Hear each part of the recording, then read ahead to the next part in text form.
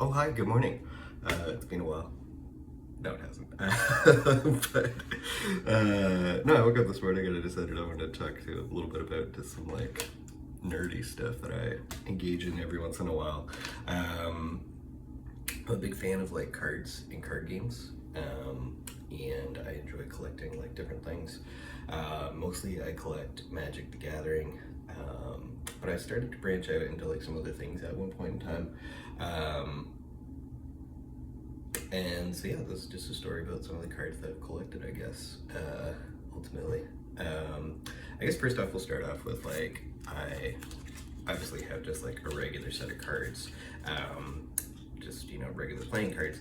However, these are Bicycle brand, they're like illusionist cards, so these are actually marked. This is for like somebody who wants to do like magic and stuff. They actually, on the back of them, they have each one has a very specific scratch pattern. So if you wanted to, you could actually go through and like study what the backs of each of these cards are, and then if you ever see it come up on a table or in somebody's hand, you would know what it was. So that was a really fun set of cards that I got at one point in time. I used to I used to play euchre against people with these. Before I hadn't learned how to like read the marked cards yet, but like I totally had that. On my travels while I was out and about, I went to Newfoundland, and one of the things that I got in Newfoundland was a folklore edition set of playing cards. And so these ones are fun because they have a bunch of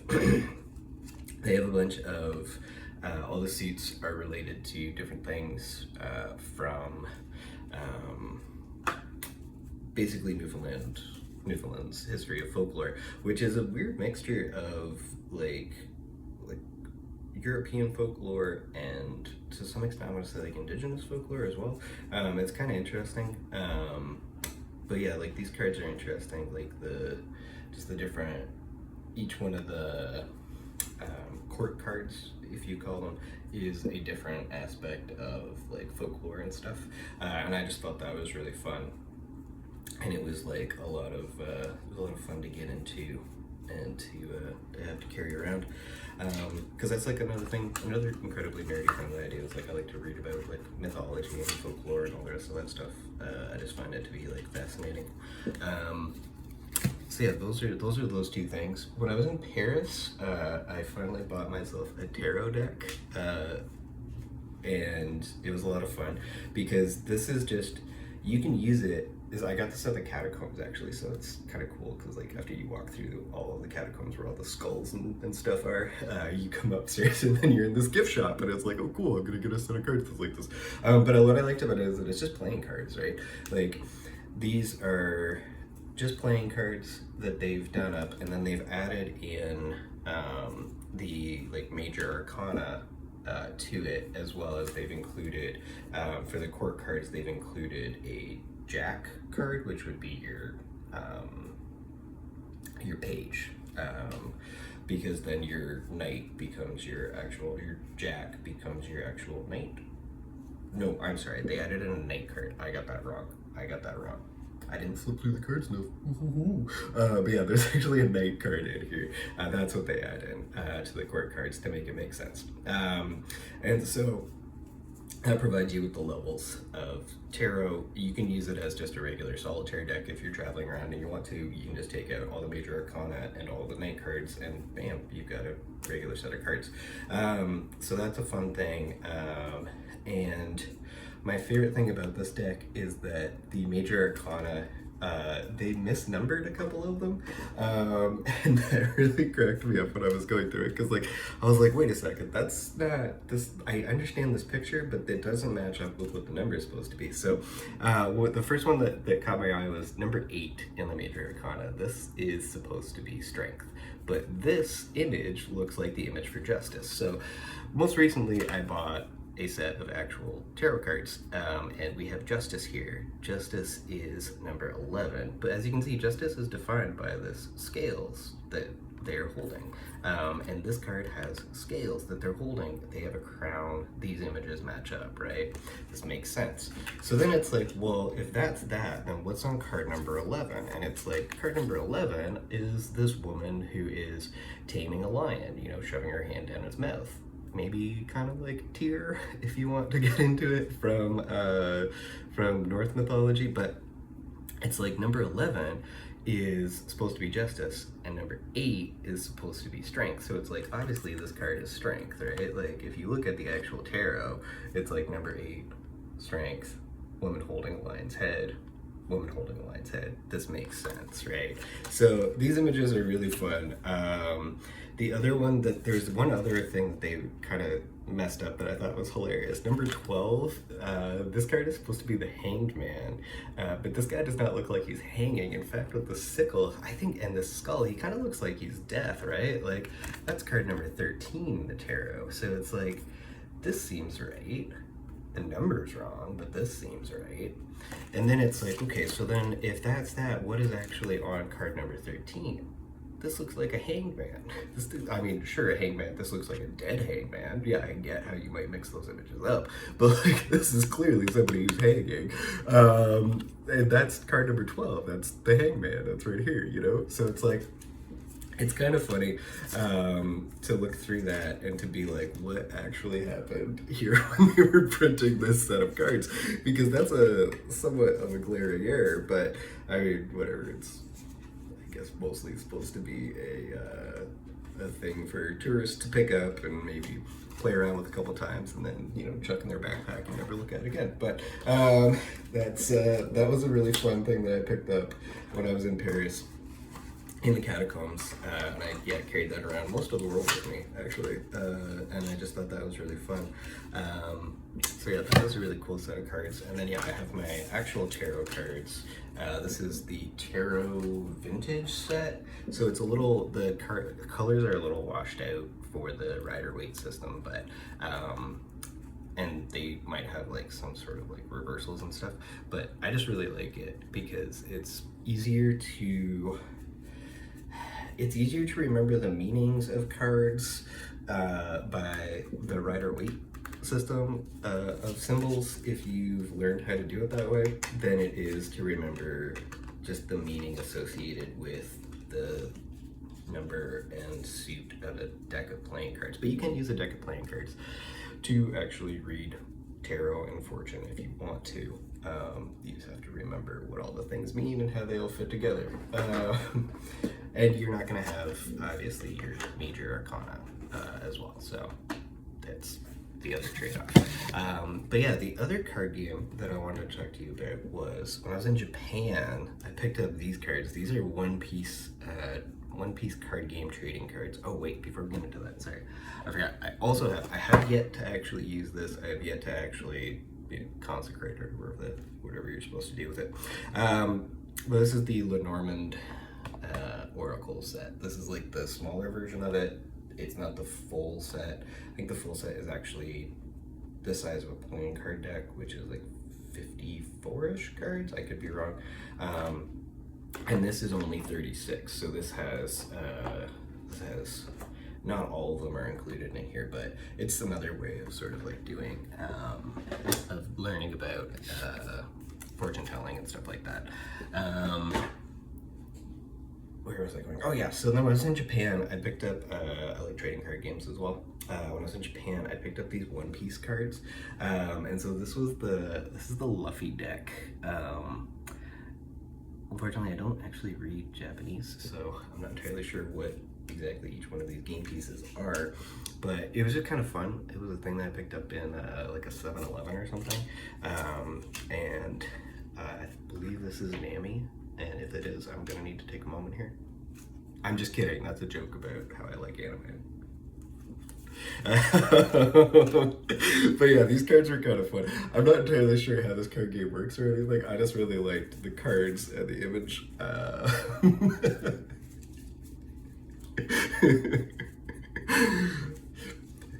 Yeah, I know I'm inappropriate. I make masturbation jokes. Deal with it. Deal with it.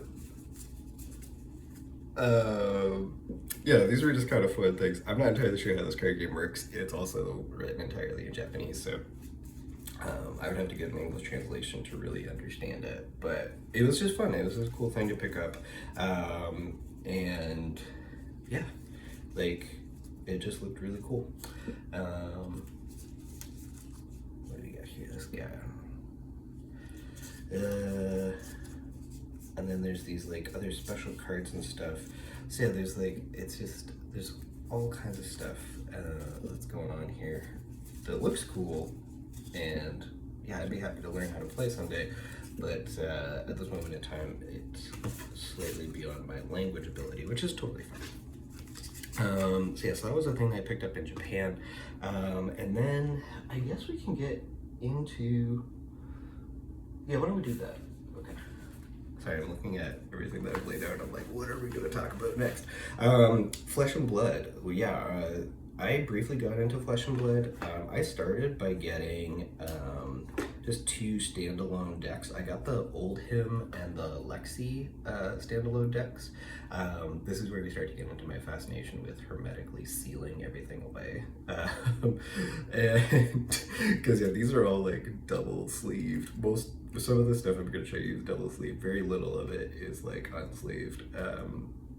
But yeah, we have Lexi, we have Oldhim here. These were the first 2 sort of decks that I got. These were standalone products. I forget the version of the game, what they call the version of the game that these ones were made for. Blitz, it's right here on this card box deck, card deck box. The Blitz version of the game, because there's a larger version of the game where you play with more cards, and then there's the Blitz version where you play with fewer cards. But yeah, those were the 2 that I picked up from that set. And then I got this box set that came with this like playmat and rules and stuff, and it was the Flesh and Blood box round table box set. And so it came with Brevant, City Protector. It came with Melody Sing Along. I don't know if you can see that very well, maybe you can't. Melody Sing Along was in here. It also came with Ira Crimson Haze, and it came with a person who I associate pretty much exclusively with Magic the Gathering, but it came with Professor Teklevosen, and this is based off of Prof who runs Tolarian Academy, which I associate almost exclusively with Magic the Gathering. Yeah, this was a thing that came out. He, previous to this, had made a deck box, his own deck boxes. He does a lot of gear, like storage reviews and stuff like that. Is one of the things that he does on his channel, and he made his own deck box, and I missed out on getting the deck box, but then I saw that he was going to be part of this thing, so I got this. That was a lot of fun to pick up at one point in time. And then we're gonna get into, I guess, some of the Magic stuff that I still own. When I was a kid, there was like one day that I came home from school, and like elementary school, and walked into the house, and my dad was home, and he randomly was like, "I have this thing for you," and it was this. He'd gone to the bookstore in Belleville, I think, and he picked up this like Portal Second Age box set of like learning how to play Magic the Gathering, and so that like created this whole thing of I might have been younger, I might have been in grade 6 now that I think about it, grade 5 or 6. Anyways, he came home with this thing randomly one day, and we just played like constantly all the time. That was a big thing. It was like Thursday nights we would like hang out and like pull out this shoebox that was full of all these cards that we collected, and like sit down and build decks from like what it was, and then like play against each other, and there would always be slight variations in what we were doing. It was kind of fun. But yeah, that was my introduction to sort of Magic the Gathering, and from that I've kept one card from the Portal set, and that was this bad boy. This is called Natural Spring. This is not a very good card at all. Do not go out and spend money on this card. It's not very good. It's called Natural Spring. It's worth 5 mana if you play the game. It's 3 generic and 2 green mana. All it does is a sorcery, so you can only play it during your turn, not anybody else's turn, unless you have a card that allows you to change the timing of when cards are played, and all it does is you gain 8 life. That's it. And it's like, that seems pretty good, but like that's all it does, and it does that one time. So it's not a very good card, but my favorite thing about this card is that the flavor text, and it's the dying ask for water because they know it contains life. And so that to me is a little thing that I like to keep with me. That's yeah. Because unfortunately my dad passed away from cancer, so he is no longer with us to play this fun game anymore. But yeah, around the same time, I got really into. Is this from? What was this? This is the bridge set. This is before Urza's. This is before the Urza's block started. This was whatever, Onslaught or something. I can't remember. The names all escape me at this point in time. Anyways, this is called, it's called card Bequeathal. Again, not a very good card. Not a very good card at all. You play 1 green mana for it, an enchanted creature. If enchanted creature is put into any graveyard, you get to draw 2 cards. It's not that great. But the thing I liked about it was the art, obviously, and then also the text at the bottom here, the flavor text, which is, on my death I give you this treasure, the knowledge that life is hard, yet too soon past. So, you know, it's kind of like a good reminder. It's a little stoic sort of reminder of like, enjoy the moment right now, because that's all you really have. From there, I kept 2 versions of Lightning Bolt. I have a Christopher Rush version and a Christopher Moeller version. This card is fantastic. This card is actually awesome. Well, I guess it depends on what format you're playing in. If you're playing a Commander, this card is not that awesome. But this card's pretty awesome in general. There's a really cool video that you can watch by Ristic Studies, who he goes in, I forget which one it is. Is it the 25 years of card frames or something, or is it just the magic art? I can't, it's Bolt. It's just called Bolt. That's it. And it's just about this card.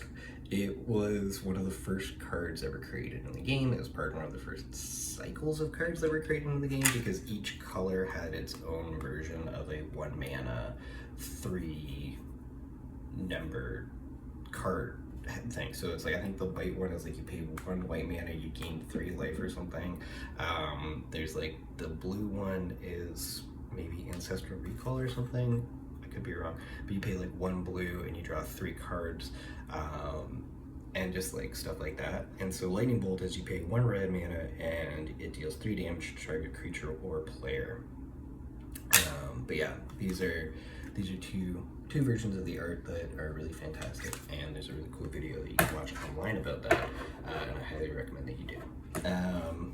And then finally, we have my favorite card that has like ever been printed in Magic the Gathering. You can't even use it in most formats because it's like completely busted, especially the format that I like to play, that I used to play in, which is Commander, and this is Primeval Titan. Primeval Titan is just a busted card. They don't let you play with it, but like, I have a deck that this would be perfect in. You just can't like put it in there. So anyways, Primeval Titan, it's 6 mana for a 6/6 with trample. Already, this is pretty good. I mean, 4 generic mana, 2 green mana, and you get a 6/6 with trample. That's pretty good already.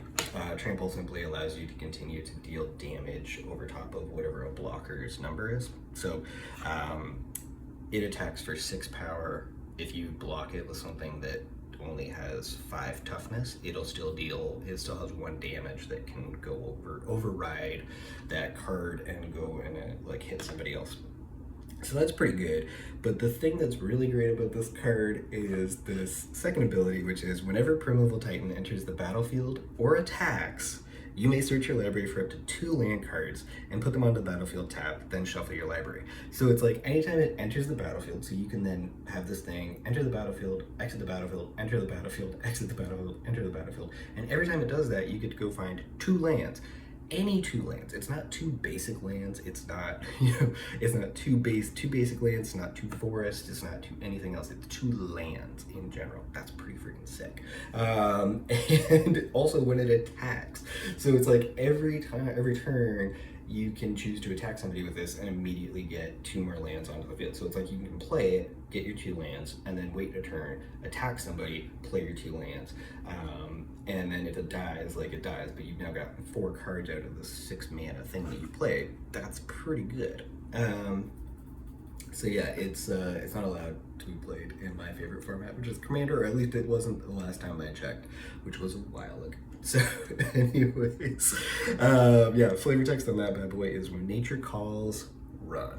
But yeah, that's my favorite card. That's everything that I want to do. I just want to play big creatures that also let you ramp. That's all I want to do in Magic the Gathering, to be quite honest with you. But yeah, the decks I'm going to show you don't necessarily do all of that stuff. So there you go. Sometimes you have to play to not your type. But yeah, like other things that I have that I've kept and I've collected. Street Fighter. I really enjoy Street Fighter. As a kid, I really liked fighting games and stuff. I used to play a lot of like Mortal Kombat on Sega Genesis and stuff. Yeah, Street Fighter always had just like that look and that vibe to it. And then I got into making pixel art at one point in time after COVID started, and like Street Fighter is a really good way to sort of like learn how pixel art sort of evolves and stuff like that. There's a guy named Brandon James Greer who runs an account. Does it have a name for the channel? I know his name is Brandon James Greer, but he makes pixel art and he does studies and stuff. And so one of the studies that he did was how Street Fighter evolves its art style over time, and that's like a really cool video to watch if you want to learn about how even just like one single game through pixel art can change its style. Anyways, these are some of the Street Fighter cards. I didn't get all of them. I only got a few of them. So I got Chun-Li Countless Kicks because she's my favorite. She's my favorite character. Then I got Blanka, Ferocious Friend. I always want to say Fiend, but yeah, he's friend. He's friend. Blanka, Ferocious Friend. I was eventually maybe thinking about building around him at some point in time. I also got Delsum, Pliable Path of Pacifist. And I also got E Honda, Sumo Champion. These are the ones that I collected. There's a couple, there's I think 4 more. I think there's Ken, Ryu, Guile, and I'm blanking on it. I don't know, whatever. Those are the ones. If they ever make, and I'm not saying that they should make this, but if they ever make a tie-in with Darkstalkers, I'm just going to tell you, I will buy every single version of Morrigan that they create, because overall, in any fighting game ever made, Morrigan is my favorite character that's ever been created.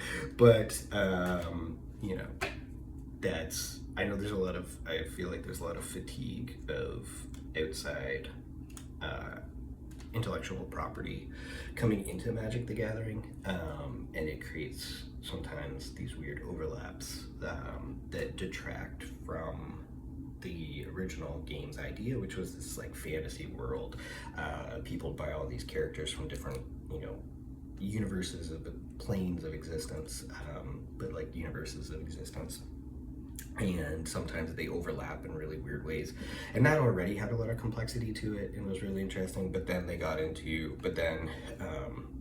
the idea of bringing outside intellectual property into things came into it, and that's how they ended up with Street Fighter cards. There's also a bunch of other stuff that they did. I don't have any of them, but most recently they did a set that is Spider-Man, and so a card that I pulled from just some packs that I opened one day was Mary Jane Watson, she is a human performer. I thought that was kind of fun, but what I wanted to do, it stuck out to me because it's like could be a commander.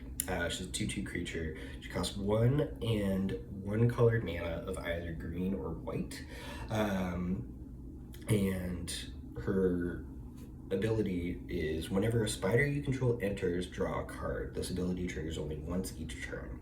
And then her flavor text is charismatic and confident. Mary Jane was born for the limelight. This just looked like a fun card to me. I've always wanted to build a spider deck, and I liked the idea of maybe having green and white. Now, I think there's some rule, I'd have to look it up, about the weird slash pips, and it's like whether or not those slash pips actually count as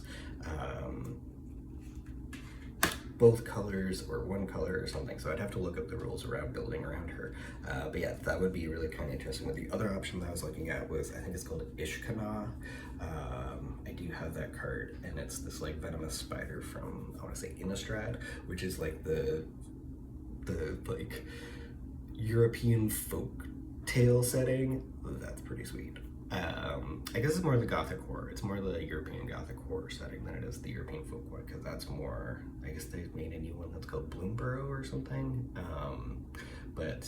Yeah, that's what that is. So that's that. Outside of that, I have a few decks that I've managed to keep over the years. One of them is Inala, Archmage Ritualist. I really like this card because I really like I do enjoy enter the battlefield sort of abilities. What Inala does is, she is a wizard commander, or you're supposed to play wizard with her, and you'll understand why in a moment.